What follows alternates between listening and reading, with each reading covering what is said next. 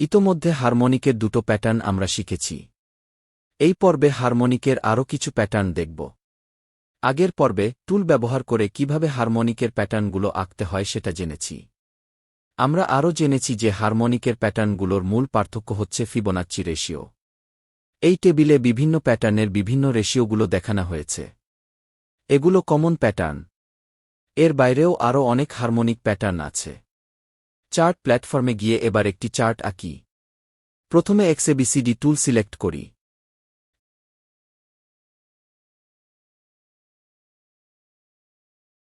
তারপর এক্সএবিসিডি আঁকি।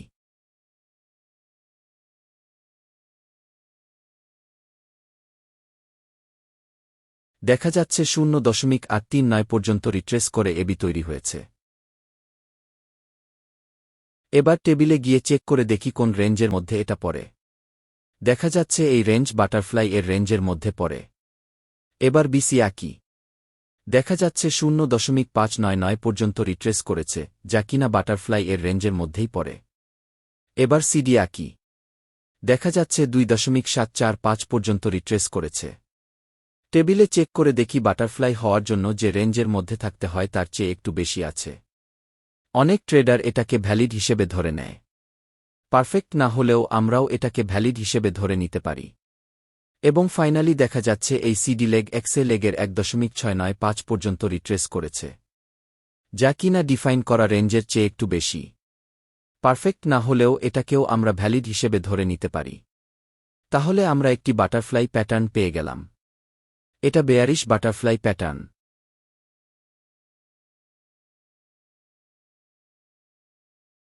এখানে দেখা যাচ্ছে ওই ডি পয়েন্টে একটি রিভার্সাল ক্যান্ডেলস্টিক তৈরি হয়েছে, যা কিনা কনফার্মেশন।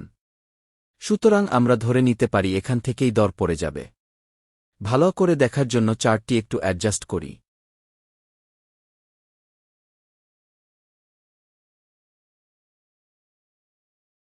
ওই ডি পয়েন্ট থেকেই সূচক পড়ে গেছে। এটা ডিএসইএক্স ইন্ডেক্সের চার্ট।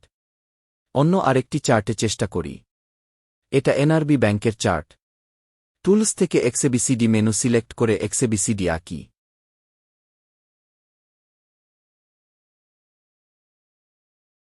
দেখা যাচ্ছে এবি লেগ 0.492 পর্যন্ত রিট্রেস করেছে। টেবিলে গিয়ে চেক করি। দেখা যাচ্ছে ব্যাট, ক্র্যাব, শার্ক ও সাইফারের রেঞ্জের মধ্যে আছে। এবার বিসি আঁকি। দেখা যাচ্ছে ওই ব্যাট ও ক্র্যাব এর রেঞ্জের মধ্যে আছে। শার্ক ও সাইফার বাদ পড়ে গেল। এবার সিডি আঁকি, যা কিনা 1.374 পর্যন্ত রিট্রেস করেছে। এই সিডি হচ্ছে ব্যাট প্যাটার্নের রেঞ্জের বাইরে, তবে কাছাকাছি। ক্র্যাব বাদ পড়ে গেল। ব্যাটের ক্ষেত্রে আরও একটি ভ্যালিডেশন আছে। দেখা যাচ্ছে সিডি এক্সএ এর 0.656 পর্যন্ত রিট্রেস করেছে, যা কিনা ব্যাটের রেঞ্জের বাইরে। আমরা দুই ক্ষেত্রে দেখলাম রেঞ্জের বাইরে চলে গেছে।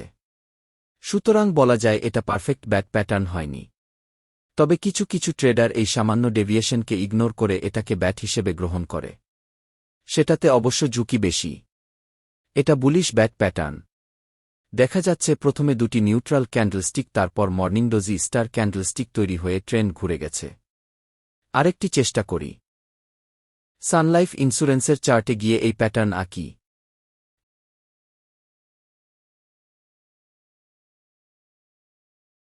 তারপর রেশিওগুলা চেক করে দেখি। দেখা যাচ্ছে এবি লেগ 0.492 পর্যন্ত রিট্রেস করেছে। টেবিলে গিয়ে চেক করি। ব্যাট, ক্র্যাব, শার্ক ও সাইফারের রেঞ্জের মধ্যে আছে। এবার বিসি আঁকি। রেশিওটি শার্কের রেঞ্জের মধ্যে আছে এবং সাইফারের কাছাকাছি রেঞ্জের মধ্যে আছে।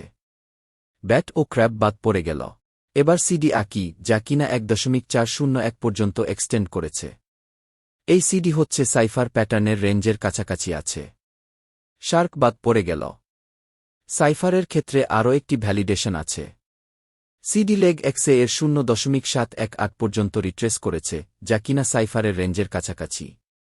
আমরা একটি সাইফার প্যাটার্ন পেয়ে গেলাম। এটা বুলিশ সাইফার প্যাটার্ন। প্যাটার্নের শেষ লেভেল থেকে ট্রেন্ড ঘুরে গেছে। সাইফার প্যাটার্ন অবশ্য সাইফার টুল ব্যবহার করেও আঁকা যায়। চিত্রে সেটা আঁকি।